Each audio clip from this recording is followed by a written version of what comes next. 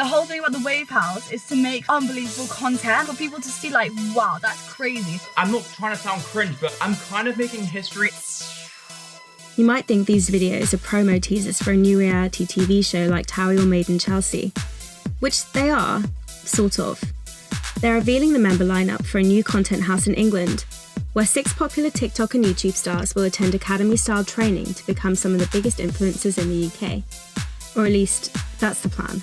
Honestly, I can't stress enough, like, the things we have planned have not been done on the internet ever. We are very much like out there. We are so extra. Called The Wave House, this new British social media venture follows the advent of other content houses, like Jake Paul's Team 10 House and Lil Huddy and Charli D'Amelio's Hype House.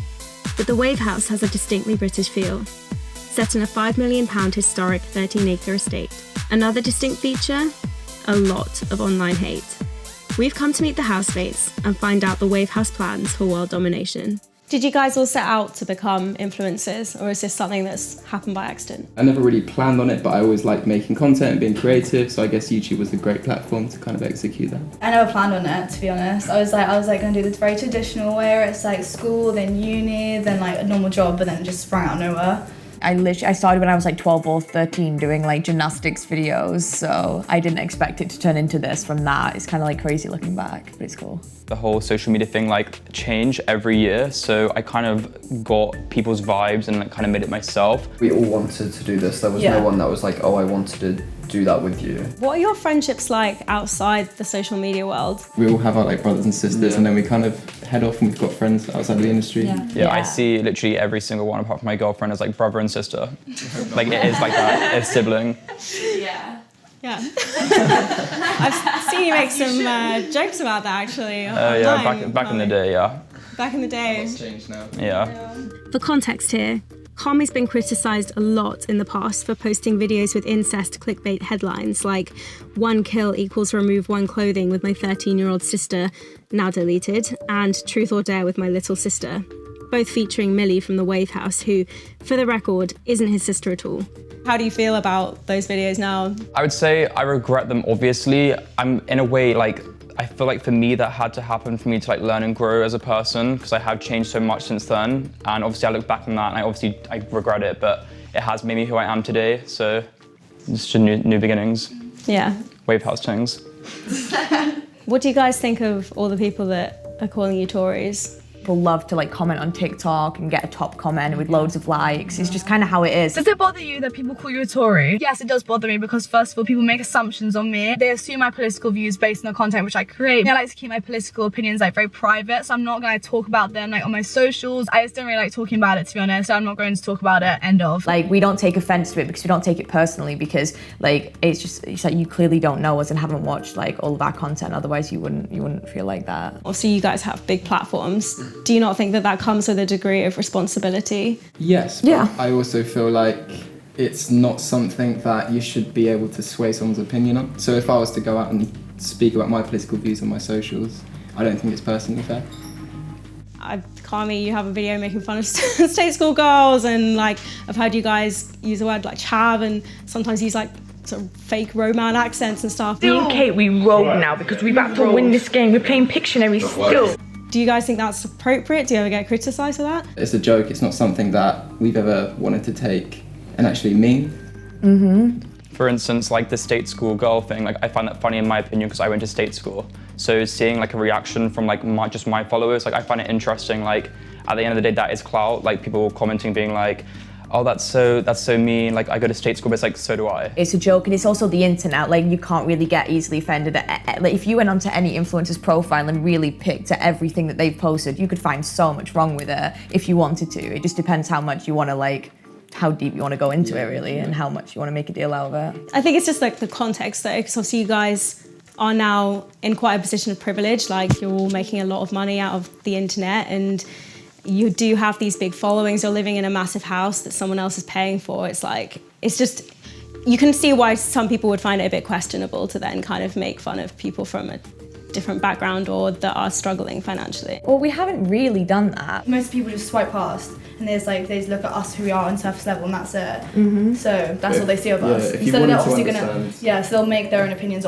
based off that, and that's it. I have never, ever once looked in my savings account. I have never, ever seen how much money I've ever made in my life. I get paid for like brand deals and like YouTube and stuff, but I've never once looked on my bank account and been like, oh, I have this much money in my account, because I don't ever want to change because of money. We all come from very, very different backgrounds, different different upbringings. It's not that we're taking the mickey. Most of the time it's false. It's not, you know, someone of more privilege in this group could take the piss out of someone with less, but it doesn't mean that we take offence to that. Obviously this year has been very difficult for a lot of people, and like financially a lot of people have lost their jobs, some people have lost their homes. How do you feel about kind of coming in and like filming all this content in a mansion? In our vlogs and stuff like that, we're like, guys, this is actually unbelievable. Like, can you believe this is happening? What the heck? There's a reason why 90% of our videos have over 1 million likes on them. That's people going out their way to actually like the videos. So these people are actually enjoying our content and they want to see more. We are here to like entertain people. Like, if I was bored at home and not a social media influencer and I saw this stuff, I would be interested by it. People want to come into this part of the journey now and then criticise us for living such a beautiful lifestyle that we're all so grateful for. They just disregard the 7 years of hard work we were doing when everyone else was at school.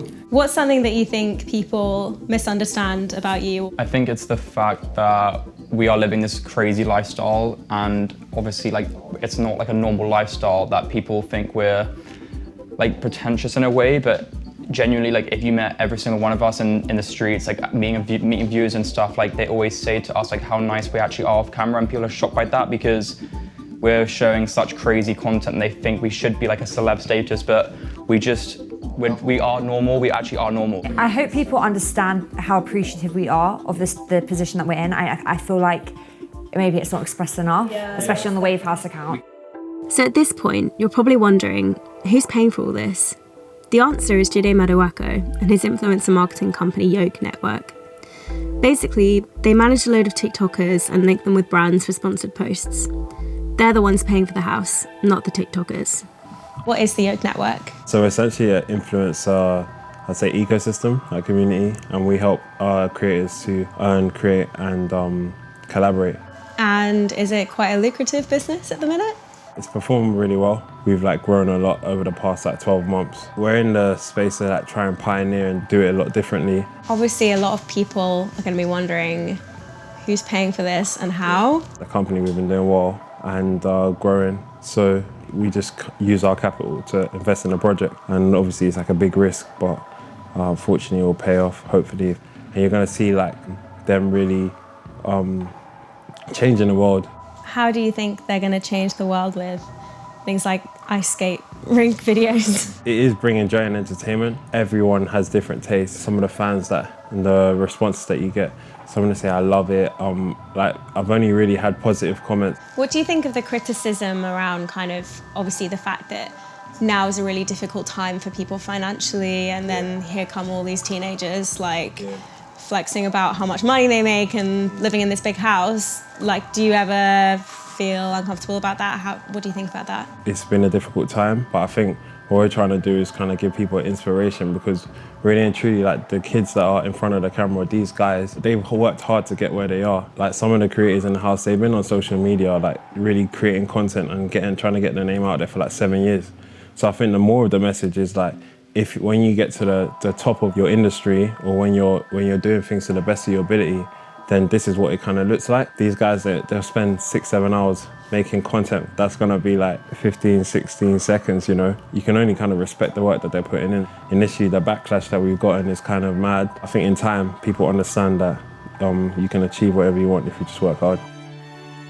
Whether you like the Wave House account or not, it's hard to deny there's something hypnotic about watching people with limitless funds live out whatever mad fantasy they can dream up in a countryside mansion. The cringe factor is also pretty entertaining. But it also feels like the epitome of that disconnect between the real world and the social media world. It feels real because it's not shrouded in production like a TV show, but for most people who don't have an influencer marketing team paying all the bills, it's completely out of touch with reality. The Bank of England has forecast that by the end of the year, there'll be 2.6 million unemployed people living in the UK. So who is this content for? Is it supposed to be aspirational, glamorous, Funny? Or is it just another luxury shelf for sponsored content to scroll past in the anxious days before our impending nuclear winter?